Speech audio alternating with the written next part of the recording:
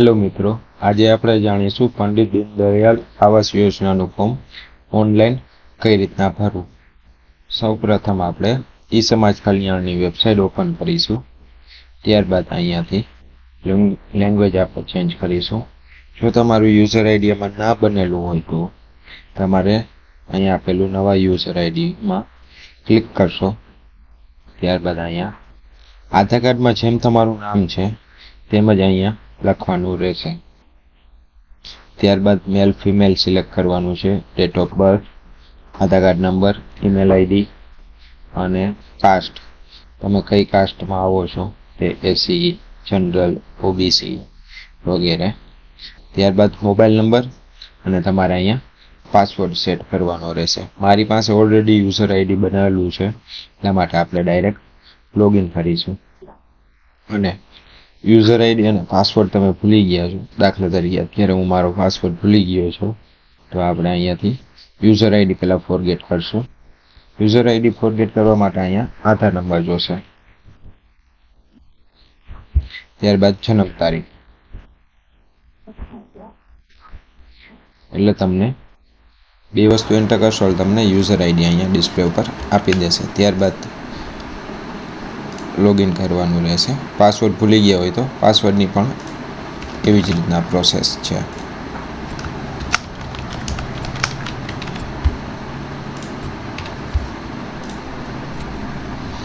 Login થઈ ગયા બાદ આવી રીતના આવશે. આમાં ઘણી બધી સેવાઓ મળે છે, તેમાંની આપણે એક સેવાઓ પસંદ કરશી કે પંડિત દીનદયાળ આવાસ યોજના.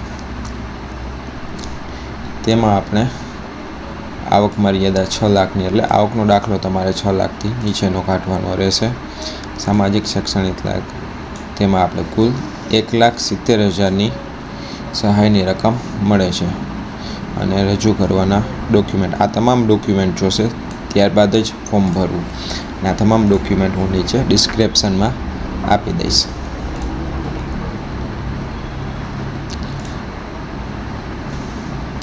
ત્યારબાદ જે આ સામે વિગત આપેલી છે તે તમામ ભરવાની રહેશે. જેમ કે અરજદારનું નામ, તો અહીંયા અરજદારનું નામ, અરજદારના પિતાનું નામ, તો અહીંયા પિતાનું નામ લખવાનું રહેશે. અરજદારનું લિંગ, જન્મ તારીખ મોટાભાગનું ભરવાનું રહેશે.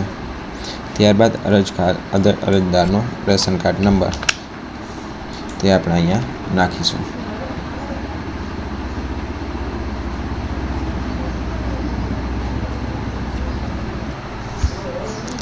રેશન કાર્ડ નંબર નાખ્યા પછી રેશન કાર્ડની અંદર જે પાછળ ક્રમ નંબર લખેલા હોય છે તેમાં જે આઈડી લખેલું હોય છે તે નાખવાનું રહેશે. અહીંયા તે જ પાછું અહીંયા આવશે.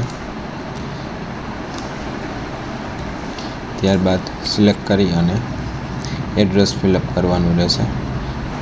અરજદારનું હાલનું સરનામું અને અરજદારનું કાયમીનું સરનામું બે અલગ હોય તો અલગ અલગ ભરવું, નકર ઉપર મુજબ ભરી અને આગળ પ્રોસેસ કરવાની રહેશે. Save and next.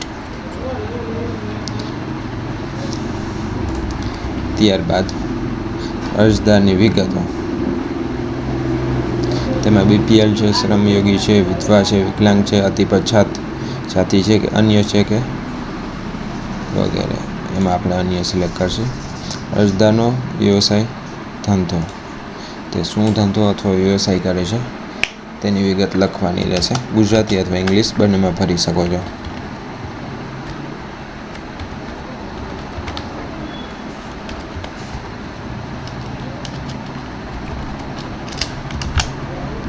ત્યારબાદ અરજદારની કુલ વાર્ષિક આવક, જે તમે ગ્રામ પંચાયત અથવા સેવા સદનેથી આવકનો દાખલો કાઢેલો હોય છે તેની આવક લખવાની છે. અહીંયા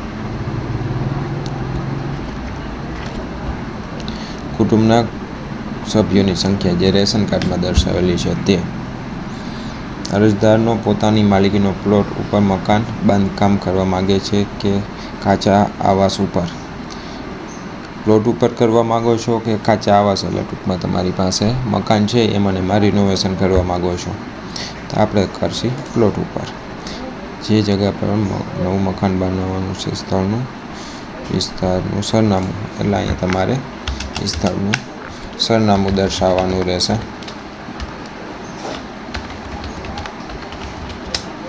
કે આ જગ્યાએ અમારું પ્લોટ છે. પ્લોટની માહિતી ચોરસ વારમાં 2200 અંદાજિત અત્યારે હું નાખું છું, પણ તમારે માપી અને પછી નાખો. અંદાજે ખર્ચો કેટલો થશે તો આપણે અહીંયા નાખી છીએ 2.5 લાખ. કેટલા વર્ષથી કેટલા સમયથી તમે ત્યાં રહો છો તેની વિગત લખવાની રહેશે. અંદાજિત 10 વર્ષ. અહીંયા બેંકની ડિટેલ્સ નાખવાની રહેશે.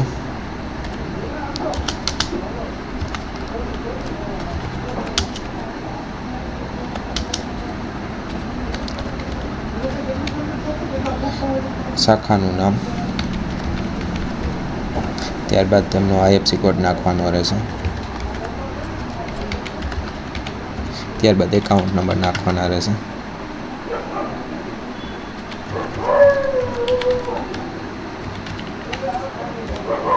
ત્યારબાદ સેવ એન્ડ નેક્સ્ટ કરવાનું રહેશે.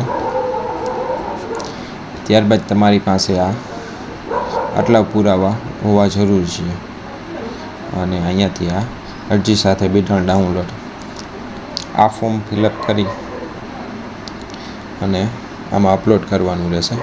આ પણ હું નીચે ડિસ્ક્રિપ્શનમાં તમને આપી દઈશ. આપણે ડોક્યુમેન્ટ એક વખત ચેક કરી લઈ.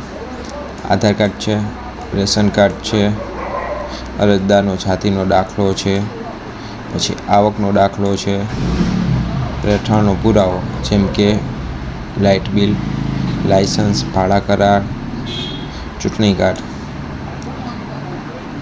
આની પહેલાં કોઈ યોજના હેઠળ નથી ફાળવણી નકલ એનરોલમેન્ટની પ્રમાણિત નકલ આ ફરજિયાત નથી. જે ડોક્યુમેન્ટ અપલોડ કરવાના છે તે ફરજિયાત છે, તેની પાછળ એવી રીતના ફૂદડી હશે, તે ફરજિયાતપણે તમારે અપલોડ કરવાના રહેશે. જમીન માલિકીનો આધાર, પછી મકાન બાંધકામની રજા ચિઠ્ઠી,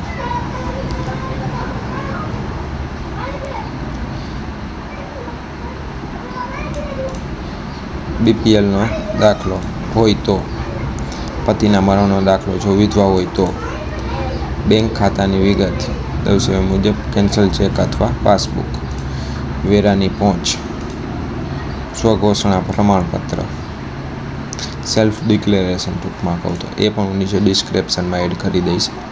ખુલ્લા પ્લોટ અથવા જર્જરિત પ્લોટનો મકાનનો ફોટો, સંયુક્તમાં નામે પ્લોટ કાચું મકાન હોય તો તેની સહમતિ. અહીંયા તો સહમતિ તમારે આપવાની રહેશે. તમામ વસ્તુ થઈ ગયા પછી એકરાર કરી નાખશો તમે એટલે છેલ્લે સેવ અને સબમિટ આપવાનું રહેશે.